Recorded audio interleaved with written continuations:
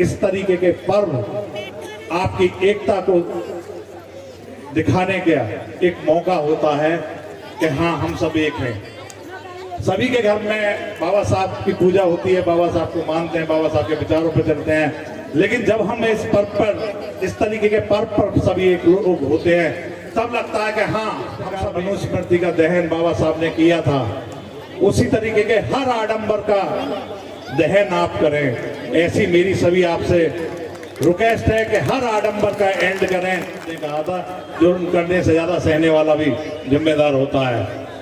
तो जहां भी डिस्क्रिमिनेटी होती है वहां आप अपने समाज को याद करिए, आपका समाज आपके साथ खड़ा होगा, हर अनुसूचित जाति का व्यक्ति आपके साथ खड़ा होगा, कहीं भी अगर आपके साथ भेदभाव होता है। आपका पूरी टीम का बहुत बहुत साधुवाद, बहुत बहुत धन्यवाद। देवेंद्र सिंह देव जी हैं वीडियो साहब शिकारपुर, वो उनका उपस्थित है, उनका बहुत बहुत साधुवाद। डॉक्टर अजय जी, लेफ्टिनेंट अनिल जी और पंकज वर्मा जी खुर्जा से आए हैं, पूरी टीम के साथ आपका साधुवाद।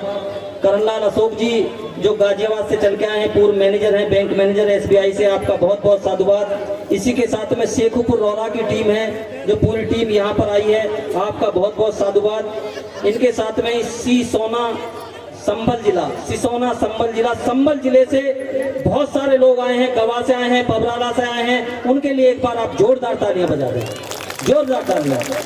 हमें इतनी उम्मीद नहीं थी कि कार्यक्रम में ये जगह कम पड़ जाएगी, जगह कम की वजह से हमने अंदर से बाहर कार्यक्रम किया। ये जमीन, ये जगह बड़ी दिखाई भी नहीं देती थी, लेकिन हमने इसमें सफाई कराई और आज इतनी सुंदर जगह और इतना अच्छा कार्यक्रम। आप सभी का बहुत बहुत धन्यवाद, बहुत बहुत साधुवाद। जो सिसोना संभल से आए हैं, गंगा दासी बोध जी, श्रीपाल सिंह जी, कल्लू सिंह जी, गिरिराज सिंह जी, आपका स्वागत है।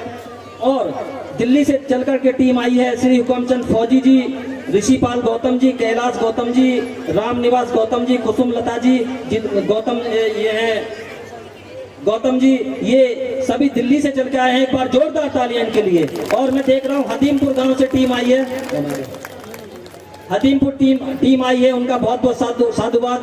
डॉक्टर राहुल सागर जी जो हमारे जिला प्रभारी हैं, बहुजन समाज पार्टी के दिखाई दे रहे हैं, आपका बहुत बहुत साधुवाद। इसके साथ ही में कचहरी से जिले की राजनीति चलती है, और जिले की जब राजनीति चलती है तो समाज मजबूत होता है। एक बार जोरदार तालियां पवन सिंह जी के लिए बोलेंगे। जय भीम, जय भीम, बाबा साहेब अम्बेडकर अमर है, बाबा साहेब अम्बेडकर। दो लाइन भाई पवन सिंह जी के लिए। लत अम्बेडकरवाद की लगी है, लत अम्बेडकरवाद की लगी है, तो नशा भी अब सरेआम होगा। हर लम्हा अब मेरे जीवन का बाबा साहब के नाम होगा, बाबा साहब के नाम होगा। थैंक यू प्रदीप अशोक जी कि आपने इस मंच पे मुझे बोलने का मौका दिया। तो सर्वप्रथम मैं बाबा साहब के चरणों में नमन करते हुए, भगवान बुद्ध को नमन करते हुए, मैं आज इस प्रांगण में बहुत महोत्सव मनाया जा रहा है। वैसे तो ये दिन मनुस्मृति दहन के नाम से जाना जाता है। आप सभी जानते हैं कि 1927 में माड़ के तालाब पर बाबा साहब ने मनुस्मृति को जलाया था, क्योंकि उसमें कुछ भी हमारे पक्ष में नहीं था, हमारे खिलाफ ही था। किसी को भी बोलने का अधिकार नहीं था, पानी पीने का अधिकार नहीं था, ये सारे चीजें मनुस्मृति में थी। प्रदीप जी ने जैसा बताया, तो मैं पहले अपने सफर से थोड़ा सा आप सब लोगों को, जो यहाँ कम लोग जानते हैं मेरे बारे में, मैं डिस्ट्रिक्ट बुलंदशहर में प्रैक्टिस करता हूँ, वकालत करता हूँ। तो जब मैं यहाँ 2005 में वकालत करने आया था, तो मैंने सबसे पहले अपने सीनियर से ये पूछा था कि सर यहाँ पर अध्यक्ष और सचिव कभी अनुसूचित जाति के नहीं बनते क्या? तो वो गुरु, मेरे गुरु थे, ब्राह्मण थे, हालांकि श्री SS शर्मा दोनों ने कहा कि कोई बनाए या ना बनाए, लेकिन मुझे ये झलक लगती है कि तुम जरूर बनोगे। ये विश्वास उन्होंने मुझे पहले साल में भर दिया था कि कोई बना या न बना, आप बनोगे। और जब मैंने अपने समाज में वहां स्थिति देखी कचहरी में, तो अपने लोगों को बिखरे हुए देखा। उन सब बिखरे हुए अधिवक्ताओं को जो हमारी अनुसूचित जाति से बिलोंग करते थे, उन सबको एक करने में मुझे लगभग 15 साल लगे, क्योंकि मैं जब भी उन्हें एक करने की कोशिश करता था तो उसमें भी ग्रुप हो जाते थे।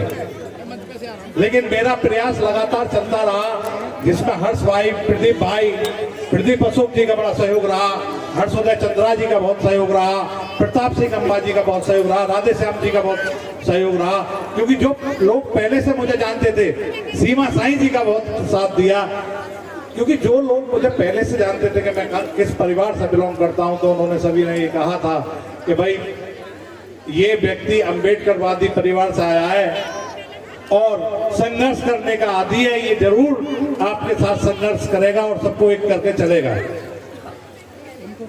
मैंने उसी समय ठाना कि मैं जितने भी अपने साथी हैं उन सबको एक करके रहूंगा। मुझे यहाँ पर राजकुमार बैद जी भी दिखाई दे रहे हैं, जो काफी दूर बैठे हुए हैं, पहले मुझे नहीं दिख रहे थे। भाई राजकुमार बैद जी का भी बहुत अच्छा सहयोग मिला और उन्होंने भी कहा कि भाई साहब, अनुसूचित जाति में कोई जाति नहीं होती, हम सब लोग एक हैं और एक रहेंगे। और जैसा आप सबको विदित है, जो सब लोग अखबार पढ़ते हैं, तो वो अब क्योंकि मैं सिर्फ अशोक जी ने मेरे बारे में और संघर्ष के बारे में, यहाँ के संघर्ष के बारे में बोलने के लिए कहा है, तो मैं उसी संदर्भ में बात करूंगा। वक्ता धर्म के बारे में, धम्म के बारे में तो यहाँ बातें होंगी, क्योंकि वो वही करेंगे, हमारे धम्म गुरु बैठे हुए हैं। तो फिलहाल मैं अपने ही संघर्ष की बात कर रहा हूँ। जब सभी मुझे ये लगा कि जितने भी अनुसूचित जाति के अधिवक्ता सब एक हो गए और सभी एक हुए हैं, तब मुझे लगा कि मुझे भी अब चुनाव लड़ना चाहिए।